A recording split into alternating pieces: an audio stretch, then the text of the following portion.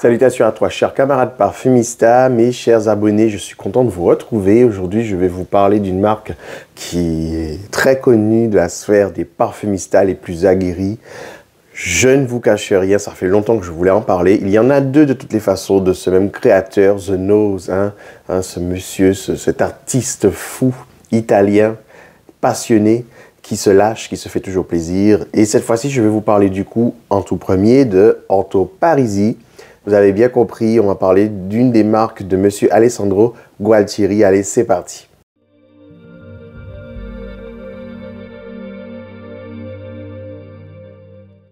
Mes chers camarades parfumistas, la marque Orto Parisi, c'est une marque qui a été créée, comme je vous le disais, par monsieur Alessandro Gualtieri, qui est un véritable artiste complètement perché, mais on adore ça, on aime ça.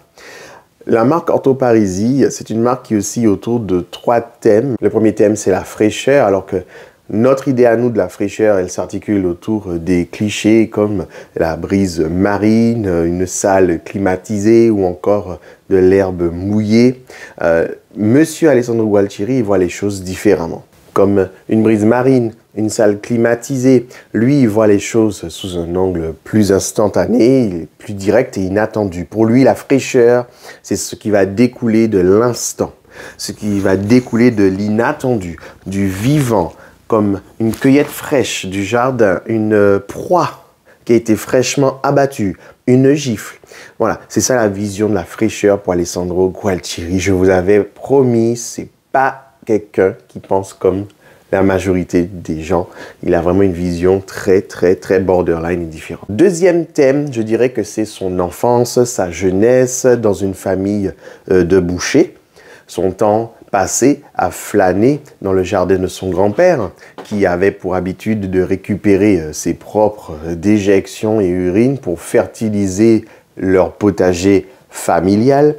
Et dans ce jardin, ce potager, il y avait une odeur, mélange d'odeur de potager, de fraîcheur de potager, mêlée à une odeur de puanteur, ce qui va instaurer pour lui, dans sa tête, en tant qu'enfant et adolescent, une sorte de mélange de répulsion et aussi d'attraction. Donc, vous voyez déjà dans quoi on s'engage. Le troisième thème, lui, s'articule autour des odeurs du corps.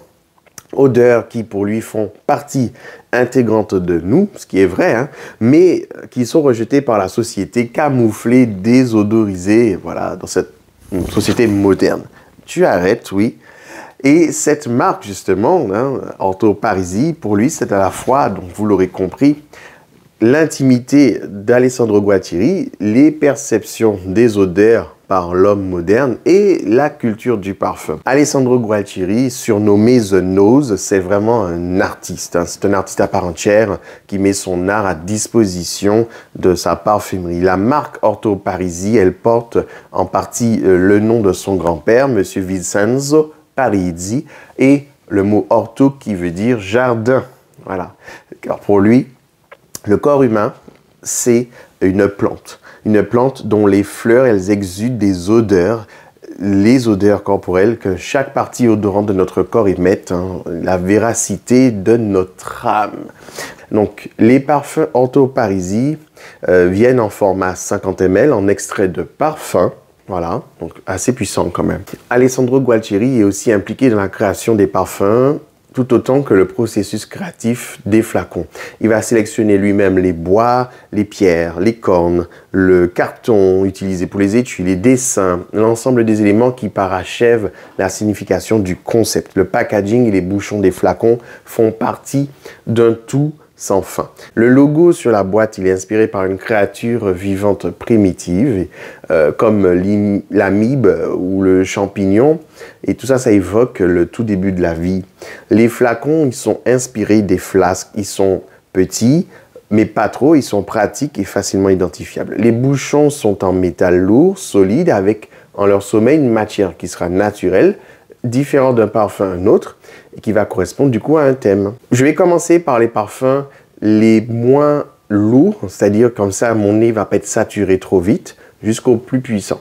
Donc je vais commencer avec Bergamasque. Dans ce parfum, vous avez de la bergamote, du musc. Ce sont les notes principales listées, mais j'ai été sur le site Nose, voilà, de la boutique Nose à Paris, et eux, ils ont listé les notes qu'ils ont retrouvées, donc ça m'a beaucoup aidé, hein, parce qu'il faut savoir qu'Alessandro Gualtieri n'est pas fan de révéler les notes de ses parfums, car il estime que ça peut biaiser notre perception, notre approche et comment on va ressentir les parfums. Pour moi, j'aime bien donner les notes. Alors là, c'est un Hespéridé boisé. En note de tête, il y a de la bergamote, du citron. En note de cœur, vous avez de la fleur d'oranger, de la lavande, du muguet aussi. Et en note de fond, vous avez du cèdre, du musc et de la fève de tonka. Alors avant que je ne poursuive, je tiens à dire merci, un grand merci à la boutique Bureau du Parfum, parce que c'est grâce à eux que j'ai pu faire cette revue. C'est eux qui vendent, entre autres, les parfums d'Alessandro Gualtieri, donc Orto Parisi et aussi Nasomatto. Vraiment, merci à Jérôme et à sa consoeur. C'est vraiment très agréable de pouvoir travailler avec vous. Ils m'ont permis de faire cette revue. Donc, allez en force découvrir leur boutique. Elle se base au 30 rue du Château d'Eau à Paris. Et en ce moment, il y a un pop-up store. Il y a une petite dépendance de la boutique directement sur la rue. Et comme ça, vous pourrez découvrir aussi les fragrances qu'ils vendent à l'intérieur du fameux bureau. Puisque le bureau, normalement, vous les appelez, vous prenez rendez-vous et comme ça vous permet d'avoir une expérience unique puisque du coup, on s'occupera de vous et que de vous. Donc, vous pouvez les appeler au 09 52 20 70 73. Comme ça, vous faites une consultation avec rendez-vous et ça, c'est pas mal. Les horaires, c'est de 10h à 19h du lundi au vendredi. C'est fermé les week-ends et jours fériés. Donc voilà, c'est toujours intéressant qu'on puisse s'occuper de vous et que de vous, c'est génial. Ils ont pas mal de marques de niche et pas mal de marques qui sont peu connues. Donc, je vous conseille d'y aller. Je reprends avec Bergamasque. Donc là, on a vraiment un parfum avec un départ Cologne Hespéridé, vraiment très frais, très éclatant. C'est un parfum qui prend toute sa dimension quand la note de musc se déploie avec ses nuances un peu animales. À la fois, on a cette odeur d'agrumes qui, par habitude, nous paraît quelque chose de propre, même limite détergent, etc. Là, avec le côté musqué, un peu animal, hyper provoquant, c'est marrant de le voir comme ça en opposition. Voilà, donc c'est deux familles qui s'opposent et c'est magnifique, c'est très bien fait. Une sorte de fourrure, un peu kinky. Waouh, j'adore, c'est fascinant. Le parfum, il donne une impression de se retrouver en fait dans un champ de bergamote, de bergamotier, et il y a un animal à fourrure qui s'y promène et qui laisse ses effluves voilà, dans l'air. Donc ce contraste est saisissant.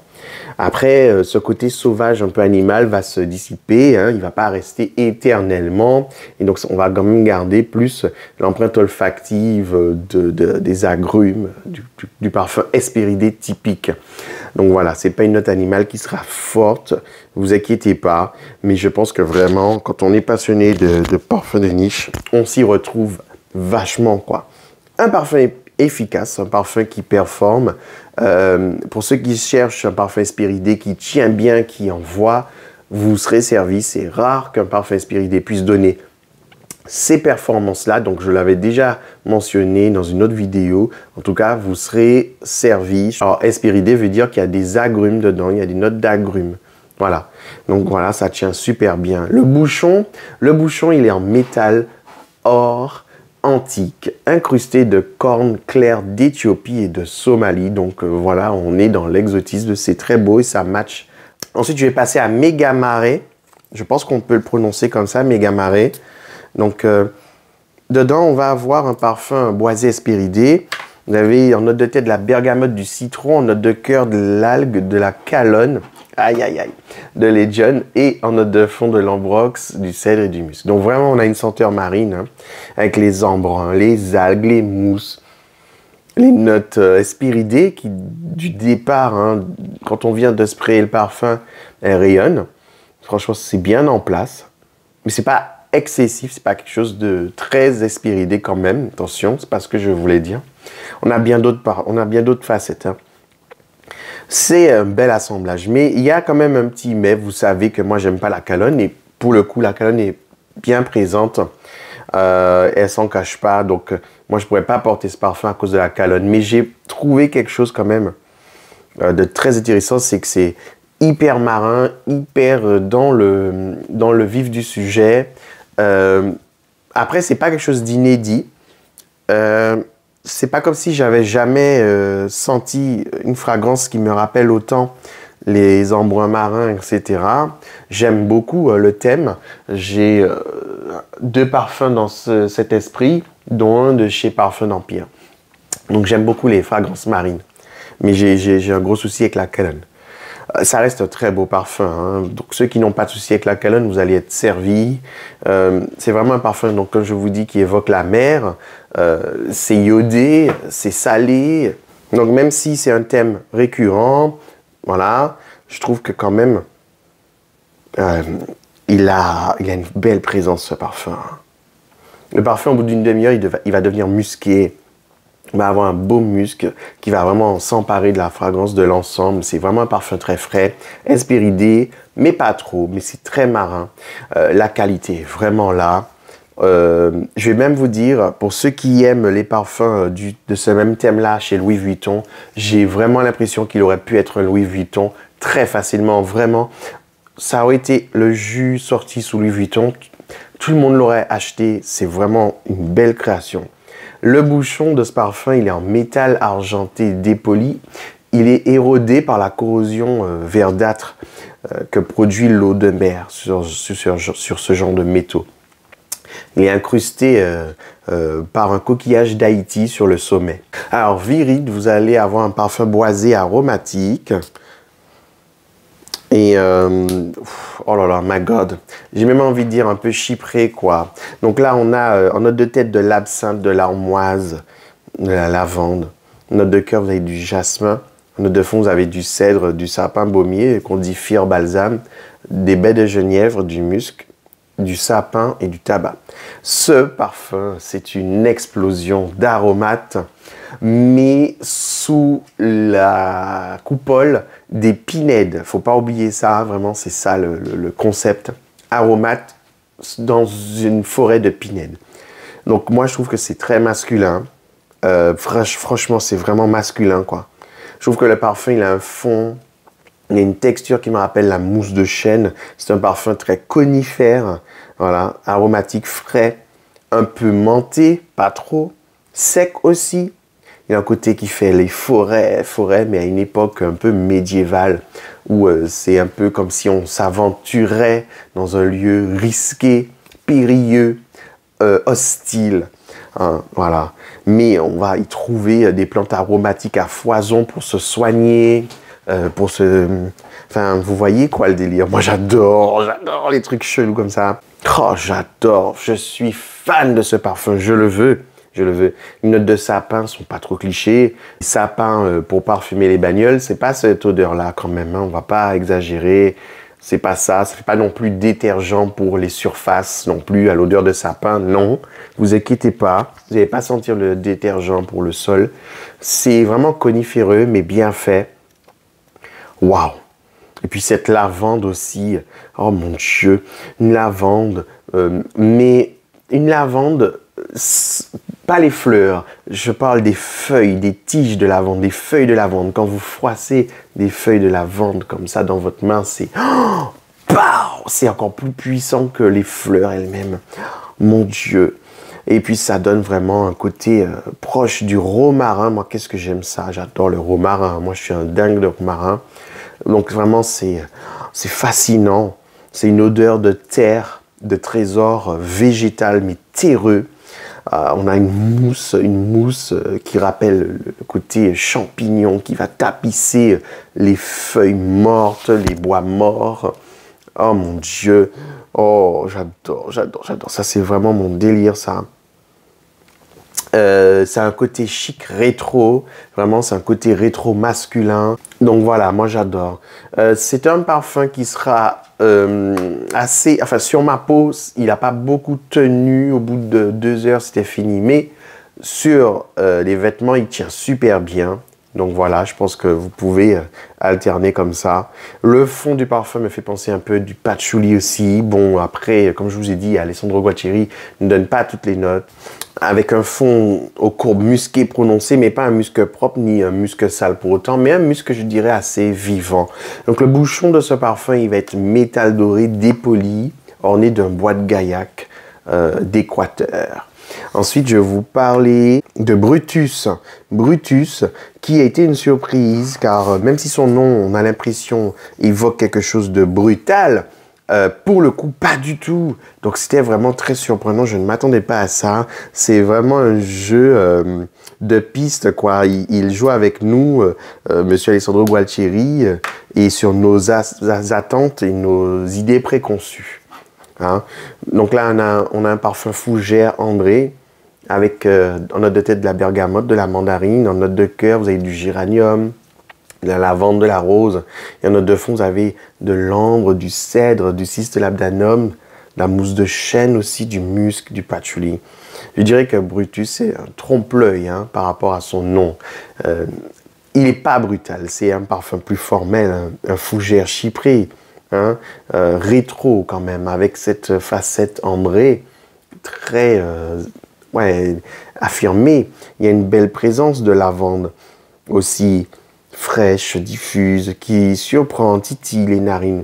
Puis aussi cet accord ambré qui donne de la profondeur, hein, des nuances vanillées, de l'abdanum aussi. Vraiment, c'est chaud, c'est réconfortant. C'est parfait pour la période.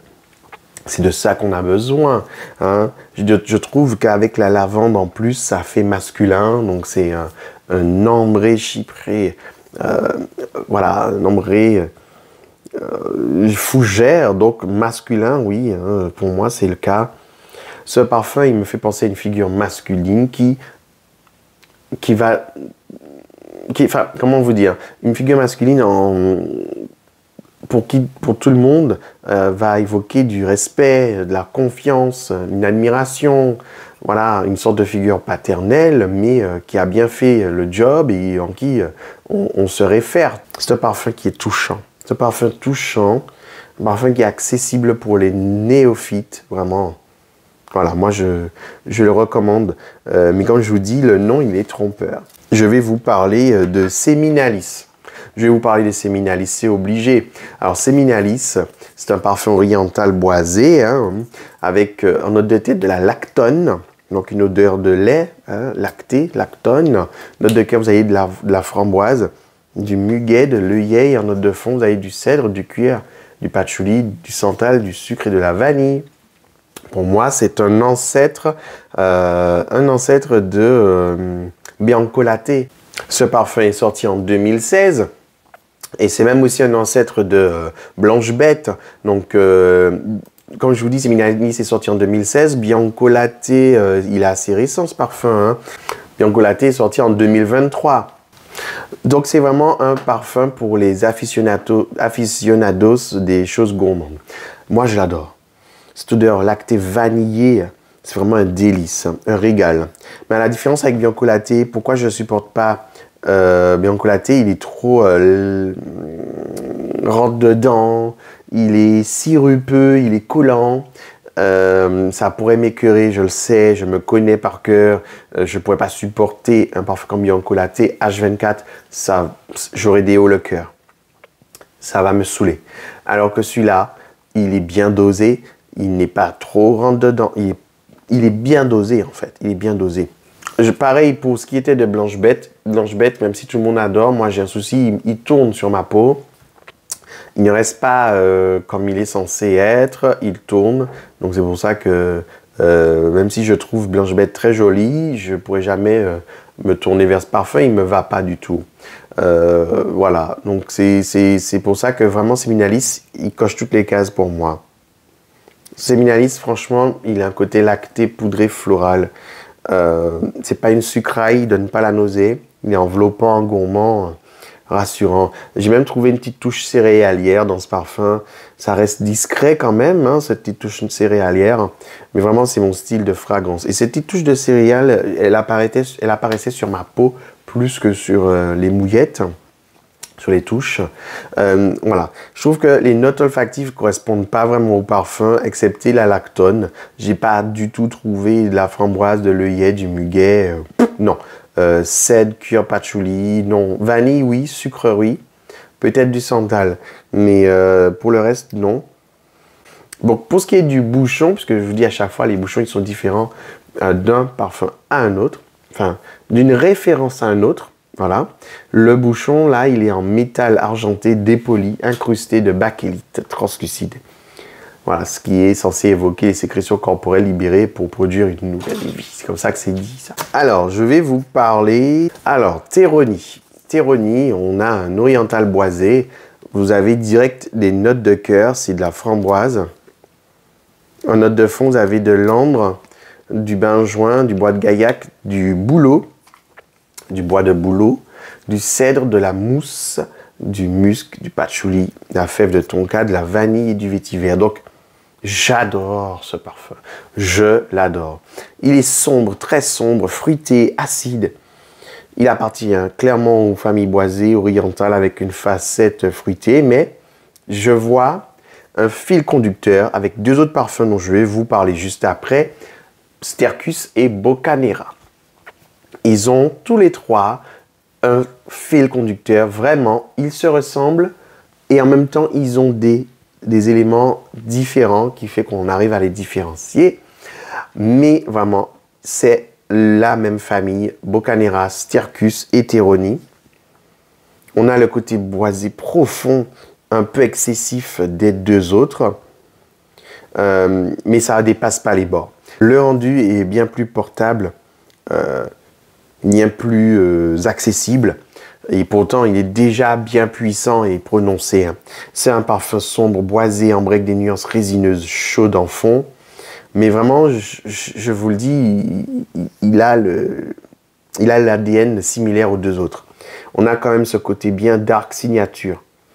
Et on retrouve le côté un peu plastique, un peu synthétique plastique, voilà, qu'a voulu travailler Alessandro Gualtieri. Il y a un petit côté pétrolé, plastique, vraiment, je vous jure. Mais c'est pas désagréable, c'est fascinant. Enfin, moi, pour le coup, ça me dérange pas. Et à tester, est-ce que ça va poser problème? Est-ce que vous allez être rebuté par ça? Testez pour voir, vous savez pas, essayez de voir. Et vous allez vous en rendre compte par vous-même. C'est un parfum que je trouve masculin, c'est pas un parfum pour femmes. Il est trop space, trop brut. Ça ne plaira pas aux femmes, ça m'étonnerait très fort.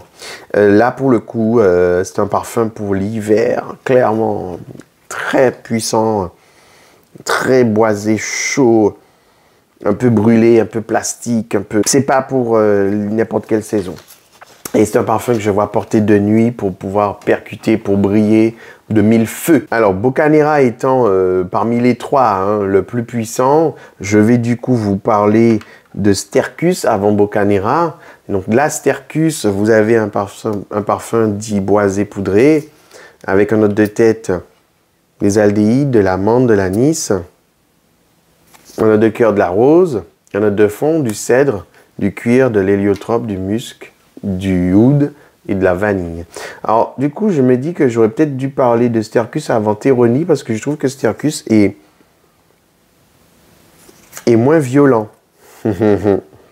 Donc là, on est un parfum par rapport au storytelling qui est censé rappeler les excréments. Ouais, rien que ça. Alors, je vous réponds tout de suite. Il ne sent pas les excréments. Ça sent pas la merde, vous inquiétez pas. C'est un oud cuiré, boisé, franc. Un côté médicinal, avec un tout rehaussé par des aldéhydes.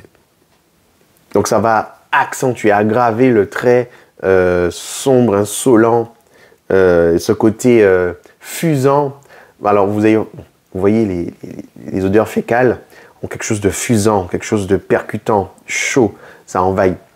Et donc je pense que par rapport à son approche de ce que ça sentirait, les odeurs fécales, il a voulu ce côté fusant, chaud, percutant, comme si c'était une odeur fécale. Vous voyez le délire?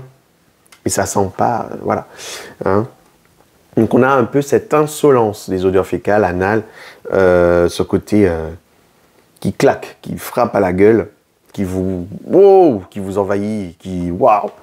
Donc voilà, c'est peut-être plus pour ça. Il y a vraiment des facettes amandées, c'est clair. C'est grâce à l'héliotropine, c'est grâce à la note d'amande. C'est pas pour autant que le parfum il est doux. Hein. Ah mais pas du tout. Hein. Ah non, clairement pas. Ce parfum très caractériel, déstabilisant, avec un côté pétrolé, un côté ouais, odeur pétrolée, odeur de synthétique, mais synthétique qui découle du pétrole, du plastique brut. Vous voyez ce que je veux dire? Il a de l'amertume, surtout au départ. Et après, ça va s'assagir au fur et à mesure. Je ne sais pas si vous serez d'accord avec moi. Ceux qui connaissent déjà ce parfum, dites-moi ce que vous en pensez. Est-ce que vous êtes d'accord avec moi? Enfin, quel est le ressenti que vous avez eu, puisque chacun ressent les choses différemment. Stercus, qu'est-ce que ça vous a évoqué, le parfum Stercus, s'il vous plaît? Le bouchon de Stercus, c'est en métal bronze incrusté de cornes brunes de vaches éthiopiennes. Là maintenant, Bocanera, hein, la bête, mon Dieu.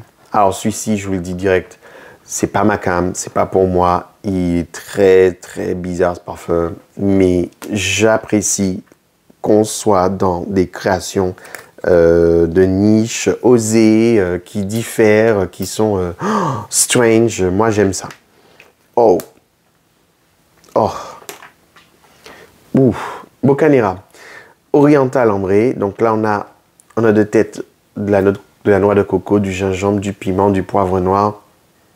Note de cœur, du jasmin, note de fond, des notes animales, du cèdre, du chocolat, du cuir, du musc, du patchouli, du sucre, de la vanille. Cèdre, c'est un bois, hein, du bois de cèdre. Hein. Là, on a un parfum déconcertant. Hein. Ouh là là, qui ne laisse pas de marbre. C'est violent, c'est une vraie claque. C'est des coups de poing dans la gueule, même. C'est pas des claques. C'est un ovni, ce parfum. C'est vraiment de la niche qui divise. Hein. C'est la niche pas pour tout le monde. Et encore, même pas pour tous les parfumistes. C'est hyper borderline, masculin au possible. Parce que là, mesdames, je sais très bien que vous n'allez pas vouloir porter ce genre de parfum. Waouh! Il est amer. Vraiment, l'amertume, c'est l'élément majeur. Ça coupe le souffle, ça prend au nez. On n'est pas du tout dans la tendance des gourmands, quoi, aux caisses. Vraiment, oh, mon Dieu. Ce parfum n'est pas pour moi. Je le trouve très obscur, réellement abyssal. C'est un trou noir, ce parfum. Un trou noir dont s'échappe un hurlement de douleur, de peine. C'est un parfum, on dirait un mélange de goudron mélangé à des épices. On a l'impression qu'il y a un camion-citerne qui déverse du goudron. Et en même temps, il y a une chocolaterie ouverte, une boutique de chocolat où ils sont en train d'en produire à quantité. Et l'odeur des deux se mélange, c'est chelou. Ouh, maman, ouf. Il y a un soleil qui tape, la journée est très chaude, le soleil frappe fort, ça va accentuer l'évaporation du goudron, des odeurs de chocolat, c'est chelou, je vous dis. Imaginez aussi qu'il y a aussi un vendeur d'épices, donc c'est une cacophonie, je sais pas pour moi. Hein. Et on a une odeur voilà, d'odeur plastique aussi. Ah, maman, aïe, aïe, je peux plus. Ah, je peux plus. Le bouchon, il est en métal de canon de fusil, dépoli. Et en son sommet, il y a une incrustation de cornes noires provenant d'Éthiopie et aussi de Somalie. Alors, dites-moi, mes camarades, qu'est-ce que vous pensez déjà là, par rapport à tout ce que je vous ai déjà présenté? Qu'est-ce que vous pensez? Quel est votre ressenti? Quelle impression ça vous laisse par rapport à cette marque? S'il vous plaît, mes camarades, j'ai remarqué que même quand vous vous abonnez, nombreux d'entre vous n'activez pas la cloche. Activez la cloche, comme ça vous aurez toujours les notifications quand une vidéo sort. Parce que c'est à cause du fait que vous n'avez pas activé la cloche, Donc vous voyez tout en bas, là, en dessous de la vidéo, que vous n'êtes pas au courant quand je sors une vidéo. Je m'en suis rendu compte parce que pas mal d'entre vous me demandent qu'est-ce que je pense de tel ou tel parfum. J'en ai déjà parlé, mais vous êtes passé à côté parce que vous n'aviez pas eu les notifications quand j'ai sorti ces vidéos-là. D'accord? Donc faites-moi plaisir, mes camarades, je compte sur vous, ça me fera vraiment plaisir. Activez la cloche. Pour ceux qui ne me connaissent pas, ben, bienvenue encore. Hein. Je suis Val, un parfumista autodidacte, passionné, dingue de parfums de niche. Un peu mainstream, mais seulement quand ça sort du lot. Mais en général, je parle surtout de la niche. Et puis, qu'est-ce que je voulais vous dire? N'hésitez pas à liker, à commenter. Le fait de commenter, ça permet à la chaîne de grandir et ça permet à avoir un meilleur référencement sur YouTube. Comme ça, YouTube va proposer mes vidéos à un maximum d'entre vous. Voilà. Donc, Q-O-Yum, c'est le dernier parfum là qui est sorti de la marque. Et aussi, c'est le dernier parfum dont je vais vous parler de la marque Orto Parisi. Oh, j'adore ce parfum. Je l'adore. Là, on a un parfum cuiré boisé animal. En note de tête, vous avez de la mandarine, du poivre noir. En note de cœur, vous avez de la violette. En note de fond, vous avez des notes animales, du bois de cad. C'est un bois fumé. C'est un bois qui a une odeur fumée très forte. Du bois de cèdre, du cuir, de l'encens ou au Liban. Ça, c'est la même chose. Hein. Du cistolavdanum, du patchouli, de la vanille. Et à mon nez, j'ai aussi retrouvé une autre note. J'ai retrouvé du cypriol ou papyrus. Donc j'adore ce parfum, franchement. C'est un cuiré qui est sublime, pas un cuiré pétrolé, mais un cuiré qui va rester, qui va vous fasciner. Moi, c'est un genre de cuir qui me... Waouh, comment vous dire? Comme quand j'étais petit, il y avait des fois, ma mère avait des sacs en cuir. Oh, j'ai bien les sniffer, ça sentait bon. Mais c'est le genre de cuir féminin, j'ai envie de dire, un cuir de sac de femme que j'adore. Ça sent bon. Il y a des très belles facettes. Donc, comme je vous dis, je trouve qu'il sent aussi le cypriol, le papyrus, même si c'est pas listé. Donc, le cypriol, le papyrus, c'est des notes...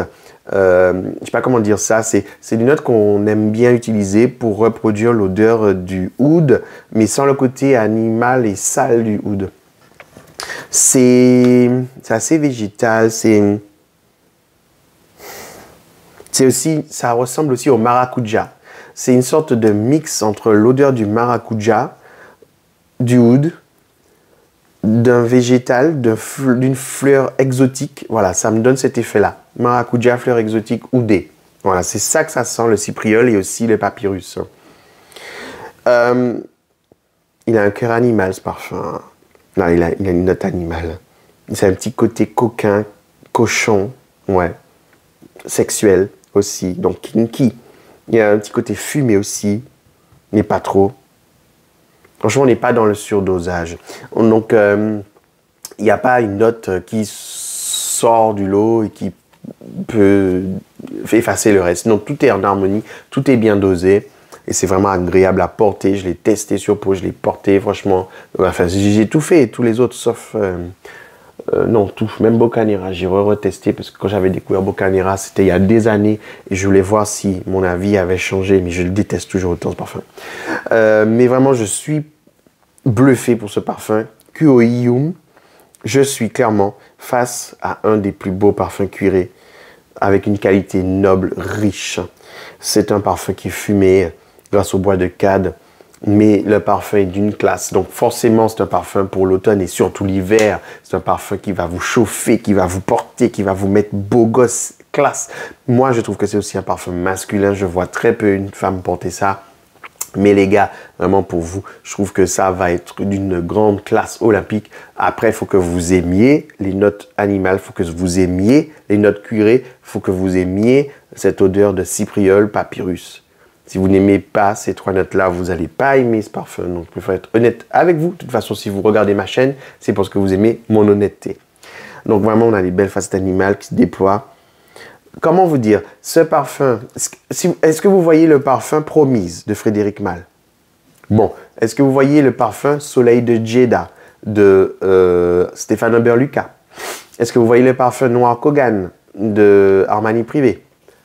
Est-ce que vous voyez Tuscan Leather de Tom Ford? Bon, eh ben, si vous aimez ces parfums-là, de très grandes chances que vous allez adorer aussi celui-ci, QOIUM de Ortho Parisi. Voilà, je vous le dis. Donc on est dans la pure niche, on n'est pas dans le mainstream, alors là, pas du tout. Hein. Ce parfum, c'est vraiment une obsession pour moi. C'est clair que je veux me l'offrir, je suis fasciné par ce parfum. Alors ce parfum, il est particulier, son design, donc c'est toujours le même flacon, mais le flacon, pour le coup, il a du cuir tanné végétal. Donc c'est du vrai cuir, mais tanné végétal. Donc c'est une méthode de tannerie avec des produits végétaux. Voilà, donc moins nocif hein, pour celui qui pratique la tannerie. Hein, et voilà. En tout cas, oui, c'est du vrai cuir. Et le bouchon, que je ne dise pas de bêtises, je vais essayer de vous retrouver ça. Le bouchon, il est en métal rouillé, incrusté d'un logo en cuir tanné végétal. Voilà, donc vraiment, on est dans le délire. Mes camarades, la prochaine vidéo, ça sera sur Nasomatto. En tout cas, cette marque, je l'adore. Vous avez compris, j'ai pas mal de coups de cœur de parfums que je veux vraiment m'offrir. Alors, je suis sûr que vous connaissez déjà. Dites-moi les parfums que vous avez aimés ou détestés. Dites-moi quel est votre ressenti pour cette marque. Comment vous l'avez vécu cette marque. Comment vous la percevez cette marque. Qu'est-ce que ça vous a fait comme effet. J'ai envie de savoir comment vous l'avez découverte. À quel moment, comment ça vous a fait réagir. J'ai envie de savoir, franchement, je suis chaud. Allez, dites-moi tout. N'oubliez pas, pour soutenir la chaîne, il faut commenter, il faut liker. Abonnez-vous pour ne rien rater et cliquez sur la cloche. Je vous remercie mes camarades. Bienvenue encore à ceux qui découvrent ma chaîne. Parfumez-vous bien, faites-vous plaisir. Testez sur peau, mais n'achetez pas à l'aveugle. Ciao. Pour Alessandro Gualtieri, surnommé The Nose, cet homme, vraiment, c'est un... Alessandro Gualtieri, mais qu'est-ce que tu fais?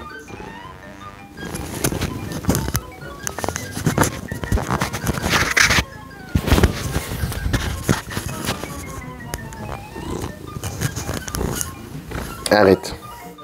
Ça peut biaiser notre... le rendant ici, le rendu. Hein, vous voyez le délire? Oui, mon lapin.